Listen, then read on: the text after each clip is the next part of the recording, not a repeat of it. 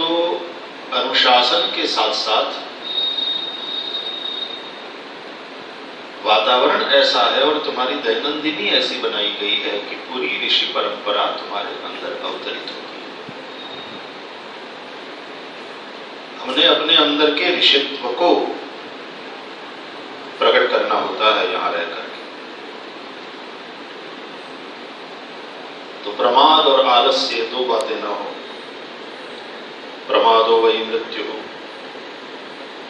प्रमाद तो है ही मृत्यु, और आलस्य जो है वो जिंदा आदमी की कब्र है। अच्छा, प्रमाद में और आलस में क्या अंतर है?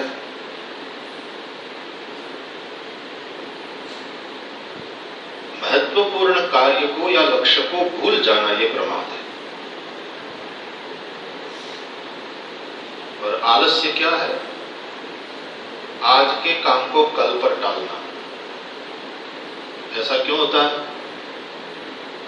रस के अभाव में, रुचि के अभाव में आज की बात को हम कल पर टालते हैं। जिसमें भी आपका रस है, जिसमें आपकी रुचि है, वो तो करने के लिए हम उत्सुक रहते हैं। तो व्याकरण तो आप सब लोग पढ़ते ही हैं गुरुजनों से।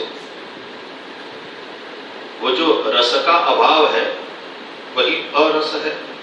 अरस फिर रलयोः अभेदत्वात्, अरस से अलस, और अलस का जो भाव है वही है आलस। आलस। तो इसलिए हम आज के कार्य को कल पर टालेंगे। अच्छा, उस रस को प्रकट करने का दायित्व गुरुजनों पर होता है। उसमें रुचि बने, प्रत्येक विषय को इस तरह से पढ़ाया जाए। भाई हम यज्ञ करते हैं तो प्रज्वलित अग्नि को प्रणाम करते हैं, अग्निम प्रज्वलितम वंदे। और यदि आग थोड़ी बुझ गई हो तो आहुतियां पढ़ना बंद हो जाती है कि पहले अग्नि को मुख करो। उस अग्नि को प्रकट करने का काम भी ब्राह्मण करते हैं, और फिर उसमें आहुतियां दिया जाता है। तो बस इसमें भी जिज्ञासा की आग को प्रकट करने का काम भी इस यज्ञ का जो पौरोहित्य कर रहे हैं उनका जिम्मेदारी है। इसलिए मैंने हमेशा कहा है कि शिक्षक वो नहीं है जो केवल जवाब दे, विद्यार्थियों के प्रश्नों का जवाब दे, उत्तर दे, समाधान दे, वही शिक्षक नहीं। प्रश्नों को जगाएं विद्यार्थियों के अंदर। तो पहले अग्नि प्रकट करनी पड़ेगी, फिर आहुति देनी पड़ेगी। तो जब विद्यार्थी कोई प्रश्न करता है तो समझो कि उस हवन कुंड में अग्नि प्रज्वलित हो गई। तो गुरुजन तो मन ही मन उस प्रज्वलित अग्नि को प्रणाम करते हैं। अग्नि प्रज्वलितम वंदे। श्रीमद् भागवत में जो जगह जगह पे स्थान स्थान पर किया गया है, साधु पृष्ठम महाराज हरेश चरितम अद्भुतम यद भागवत माहात्म्यम भगवद भक्तिवर्धनम मुनयः साधु पृष्ठोऽहं भवद्भिर्लोक मंगलम यत्कृतः कृष्ण संप्रश्नः। तो समय समय पर प्रश्न की सराहना हुई है। ये क्या है? वही अग्निम प्रज्वलितम वंदे वाली बात है। तो रुचि को पैदा करना, रस उनका उस विषय में बने, ये दायित्व। रस न बने, रुचि न बने तो फिर गड़बड़ वाला करना।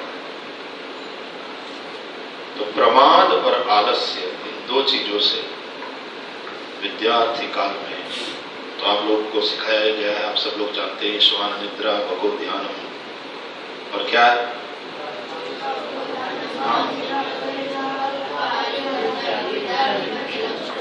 हाँ, तो वो कितने लक्षण हो गए? 5। तो उन 5 लक्षणों को अपने अंदर ले आना, तभी भी तो विद्यार्थी हुए। अच्छा हलवा बनाया, उसमें जो जो चीज चाहिए, कोई तुरंत कहेगा कि भाई ये क्या बनाया, इसमें तो शक्कर ही भूल गए। उसी प्रकार इन पांचों लक्षणों में से एक भी यदि न्यून रह गया तो विद्यार्थी पूरा माना जाएगा।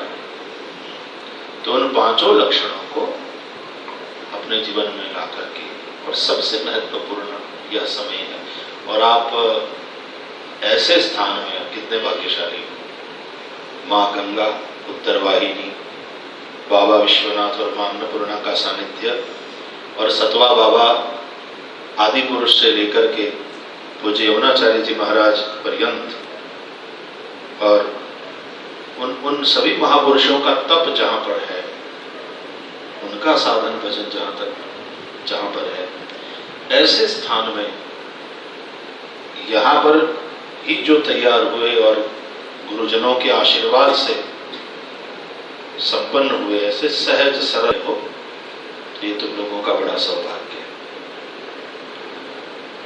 पूज्य महाराज जी की छवि, वो तो मैं क्या, कोई भी एक बार जिनसे उनसे मिल लेता तो उनके मन से ना हटने वाली छवि, क्योंकि उनकी व्यक्तित्व में जो आत्मीयता थी, जो प्रेम था, वो किसी को भी अपना बनाने के लिए बहुत सक्षम था। तो एक बार भी कोई आ गया तो हमेशा पूज्य महाराज जी का होकर के